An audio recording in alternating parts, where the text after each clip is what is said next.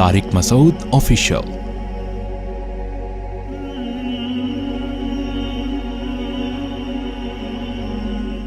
بسم اللہ الرحمن الرحیم۔ رمضان 2021 آج میں آپ کے سامنے انشاءاللہ دوسرے پارے کا خلاصہ پیش کروں گا، یعنی جو منتخب آیات ہیں وہ میں آپ کے سامنے پیش کروں گا۔ دوسرے پارے میں سب سے پہلے اللہ تعالیٰ نے قبلے کی تبدیلی کا حکم دیا ہے کہ بیت المقدس سے قبلے کو چینج کیا جا رہا ہے بیت اللہ کی طرف۔ اس پر یہود و نصارہ نے بہت شور مچایا کہ انہوں نے تو قبلہ ہی چینج کر دیا۔ تو بتایا گیا کہ تم امت معتدل امت ہو، اللہ کے حکم کو فالو کرتے ہو، کیونکہ خانہ کعبہ ابراہیم علیہ السلام نے بنایا تھا۔ اللہ کے علم میں اصل قبلہ جو پہلا قبلہ تھا وہ وہی تھا۔ مسلمانوں کو حکم دیا گیا اور بتایا گیا اینما تکونوا اینما تولوا وحیث ما کنتم فولوا وجوہکم شطرہ، تم دنیا میں جہاں بھی جاؤ گے تو اپنے رخ کو بیت اللہ ہی کی طرف پھیرو گے نماز کے وقت میں۔ یہود و نصارہ کی طرف سے جو پروپیگنڈا کیا گیا، بہت زیادہ تکلیف پہنچائی گئی، اس پہ اللہ تعالیٰ نے اہل ایمان کو حکم دیا کہ صبر کرو، اور صبر کا طریقہ بتایا استعینوا بالصبر والصلاۃ، صبر اور نماز کے ذریعے مدد طلب کرو، صبر کرو اور نماز پڑھو، اس سے تمہارے لیے جو پریشانیاں ہیں ان کو برداشت کرنا آسان ہوگا۔ اور اللہ نے اہل ایمان کی علامت بیان کی کہ جب انہیں کوئی مصیبت پہنچتی ہے قالوا انا للہ و انا الیہ راجعون، تو یہ کہتے ہیں کہ ہم اللہ ہی کے لیے ہیں اور ہم نے اسی کی طرف لوٹ کر جانا ہے۔ یہ بہترین دعا سکھائی گئی ہے کہ ہم سب نے لوٹنا اللہ ہی کی طرف ہے، تو اللہ ہمیں اس مصیبت کا بہترین بدلہ عطا فرما دے گا۔ صفا اور مروہ کے بارے میں بعض صحابہ کا خیال یہ تھا کہ اس میں سعی کرنا شاید زمانے جاہلیت کی ایک رسم ہے تو ہمیں چھوڑ دینی چاہیے، تو اللہ نے بتایا کہ ایسا نہیں ہے، صفا اور مروہ شعائر اللہ میں سے ہیں، جب بھی حج یا عمرہ کرو تو صفا اور مروہ کی سعی کیا کرو۔ اس میں اللہ نے اپنی قدرت کی نشانیاں بھی بتائی ہیں، ان فی خلق السماوات والارض واختلاف اللیل والنہار، زمین آسمان کے بدلنے میں، دن رات کے اختلاف میں بڑی بڑی نشانیاں ہیں عقل مندوں کے لیے۔ اور اللہ تعالیٰ نے انہی آیات میں یہ بھی بتایا ہے کہ اپنی طرف سے چیزوں کو حرام مت کیا کرو، جیسے خود سے کسی حرام کو حلال کرنا برا ہے، ایسے ہی حلال کو حرام کرنا بھی برا ہے۔ کلوا من طیبات ما رزقناکم، جو ہم نے تمہیں رزق دیا ہے ان میں سے پاکیزہ چیزیں کھایا کرو، مشرکین کی طرح یہ حرام وہ حرام خود سے نہ کر دیا کرو حلال و حرام کے فیصلے۔ اللہ نے یہ بھی بتایا کہ اہل کتاب میں جو لوگ اللہ کی آیات کو چھپاتے ہیں ان پر اللہ کی لعنت ہے۔ انہوں نے تورات اور انجیل کی آیات لوگوں سے چھپائی ہیں، جس میں خاص طور پر وہ آیات جس میں آپ صلی اللہ علیہ وسلم کی خوشخبریاں تھیں۔ اللہ نے یہ بھی بتایا کہ اللہ کی نظر میں اصل نیکی یہ ہے من آمن باللہ والیوم الآخر، ایمان لاؤ آخرت پر، اللہ پر اور آخرت پر، اور آت المال علی حبہ، یہ آیت بہت اہم ہے کہ اسلام کا اللہ نے خلاصہ پیش کر دیا کہ پہلے اپنے ایمان کو درست کرو اور پھر مال دو اللہ کی محبت میں، ذوی القربى والیتامى والمساکین وابن السبیل، مسافروں کو، یتیموں کو، مسکینوں کو، جو مستحق مانگنے والے ہیں ان کو، اور گردنیں آزاد کرانے والوں کو، اور نماز قائم کرو، زکوٰۃ دو، جب ایگریمنٹ کرو تو اس ایگریمنٹ کو پورا کیا کرو، اور تنگی اور مصیبت اور میدان جہاد میں صبر سے کام لیا کرو۔ اللہ فرماتے ہیں اولئک الذین صدقوا، یہ لوگ جن کے اندر یہ کوالٹیز ہیں یہی ایمان کے دعوے میں سچے ہیں۔ فوجداری قوانین بھی بتائے گئے، اللہ تعالیٰ نے حکم دیا اے ایمان والو تم پر قصاص فرض کیا گیا ہے، اسلام میں قتل کا بدلہ قتل ہے، ہاں اگر مقتول کے وارث معاف کر دیں تو ان کی طرف سے نہ صرف اجازت بلکہ ترغیب ہے۔ اور اللہ تعالیٰ نے اسی رکوع میں یعنی اسی پارے میں روزوں کو بھی، رمضان کے روزوں کو بھی فرض کیا کہ تم پر رمضان کے روزے فرض ہیں سوائے مسافر اور مریض پر، تاکہ تمہارے اندر تقوی پیدا ہو جائے۔ اور اعتکاف کے احکام بھی بیان کیے گئے اس میں، اور اللہ تعالیٰ نے اس میں ایک دوسرے کا مال کھانے سے ہمیں منع کیا، خاص طور پر وَتُدْلُوا بِهَا إِلَى الْحُكَّامِ، فرمائے کہ حاکموں کو رشوت دے کے اپنے حق میں ناجائز فیصلے مت کروایا کرو، اس کا بھی اللہ نے حکم دیا۔ جہاد کا بھی حکم دیا، اور اللہ نے فرمایا کہ مشرکین مکہ جو کہتے ہیں کہ ہم محترم مہینے میں لڑتے نہیں ہیں، تو یہ یعنی مسلمان اشہر حرم میں 4 محترم مہینوں میں کیوں ہم سے لڑ رہے ہیں، تو ان سے کہو کہ لڑائی کی پہل تم نے کی ہے، تو اگر مہینے کا احترام ہے تو وہ دونوں فریقوں نے کرنا ہے۔ یہ نہیں ہو سکتا کہ آپ اس مہینے کا احترام نہ کریں اور آپ حملہ کریں، لڑیں اور ہم اپنا دفاع نہ کریں، ایسا نہیں ہو سکتا۔ اللہ نے اسی پارے میں حج کو بھی حج کے احکام بھی بیان کیے. فمن فرض فیہن الحج فلا رفث ولا فسوق ولا جدال فی الحج، کہ جب بھی حج فرض ہوگا یعنی آپ حج کے لیے جائیں گے تو کوئی بے حیائی کی بات نہیں کرنی ہے، اس میں کوئی فسق و فجور، کوئی لڑائی جھگڑا نہیں کرنا. یہ حج کے احکام اللہ نے بیان کیے.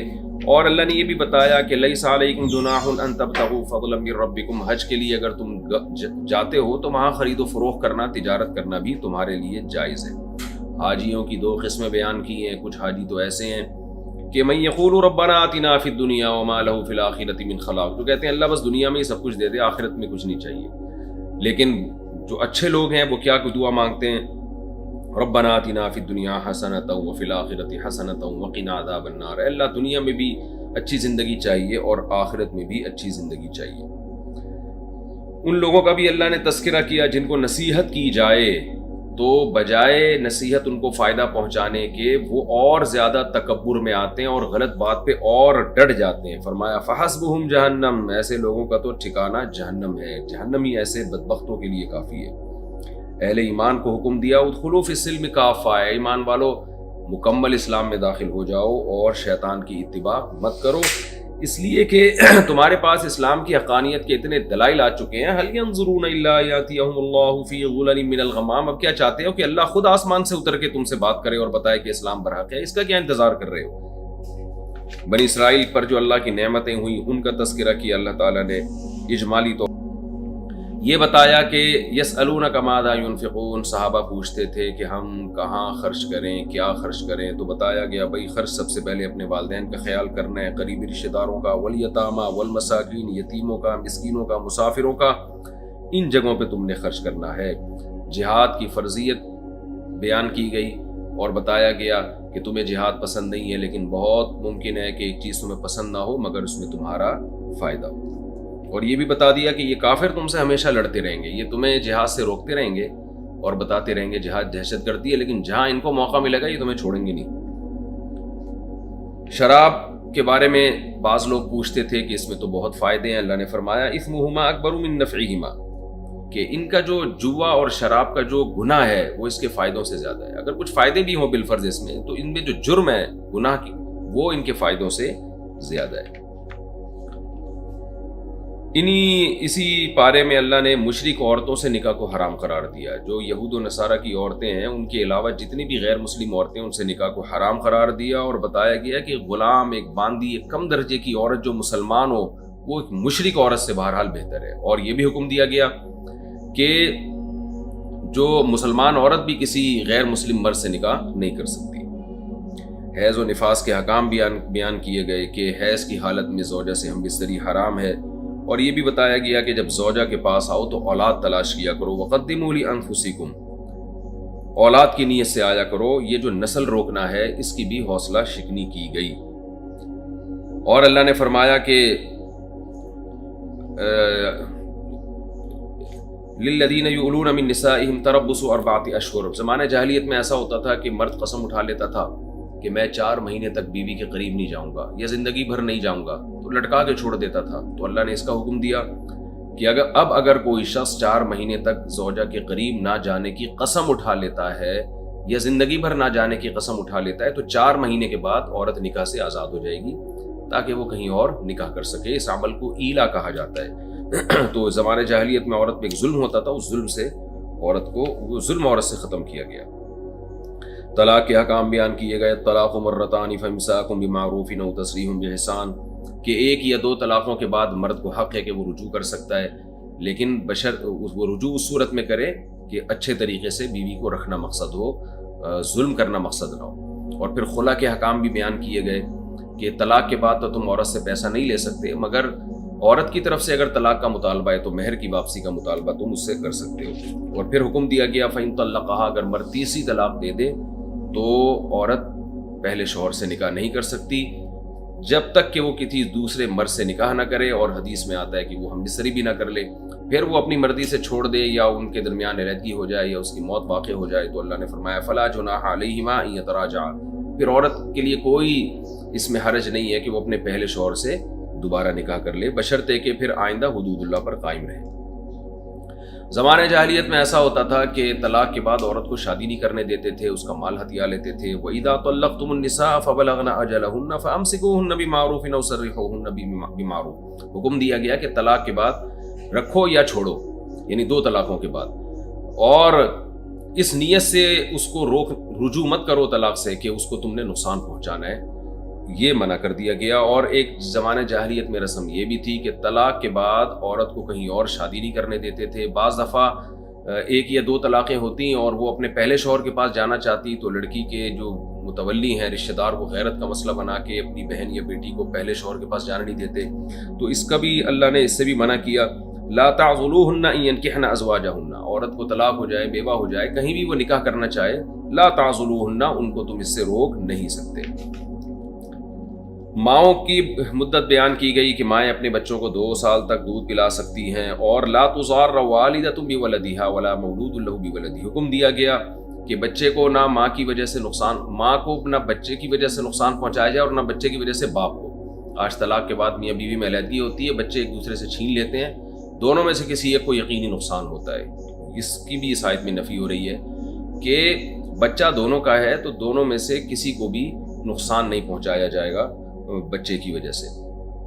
نہ یعنی باپ پر اتنا خرچہ ڈالا جائے گا کہ اس کی استطاعت سے زیادہ ہو، اور نہ ماں کی گود سے بچہ چھینا جائے گا. یہ جو فقہ کی کتابوں میں تفصیلی احکام ہیں اس کے.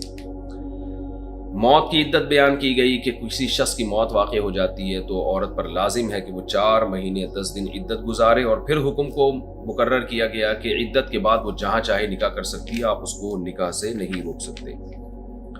یہ بھی بتایا گیا کہ اگر رخصتی سے پہلے طلاق ہو جائے تو اللہ نے بتایا کہ اگر مہر طے ہو چکا تھا تو فنصف ما فرضتم، تو آدھا مہر تمہیں اپنی زوجہ کو دینا پڑے گا. اور اگر مہر متعین نہیں ہوا تھا تو پھر جوڑا دینا پڑے گا. متعوہن، کچھ سامان دے کر اس کو اپنے نکاح سے آزاد کرنا پڑے گا. آخر میں اللہ تعالیٰ نے جہاد کے احکام بیان کیے. طالوت کا واقعہ بیان کیا کہ بنی اسرائیل میں کس طرح اللہ نے ایک پیغمبر کو حکم دیا کہ بنی اسرائیل کو جہاد کا حکم دیں. پھر طالوت کو ان کا کمانڈر بنایا اور بنی اسرائیل کیسے لیت العال سے کام لینے لگے.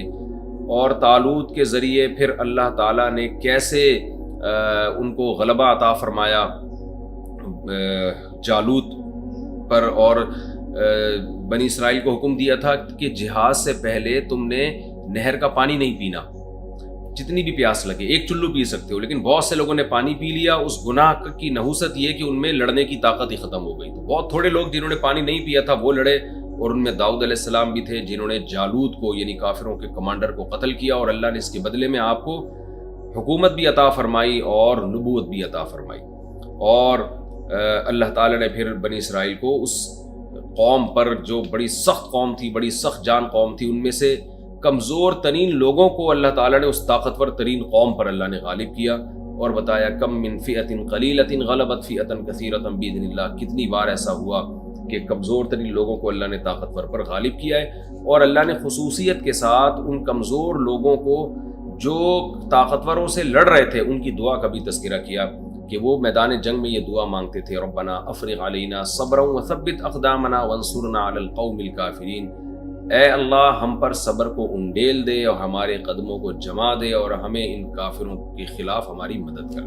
یہ اس پارے کا خلاصہ تھا. انشاءاللہ اگلے ایپیسوڈ میں اگلے پارے کا خلاصہ پیش کروں گا آپ کے سامنے. اللہ تعالیٰ عمل کی توفیق عطا فرمائے.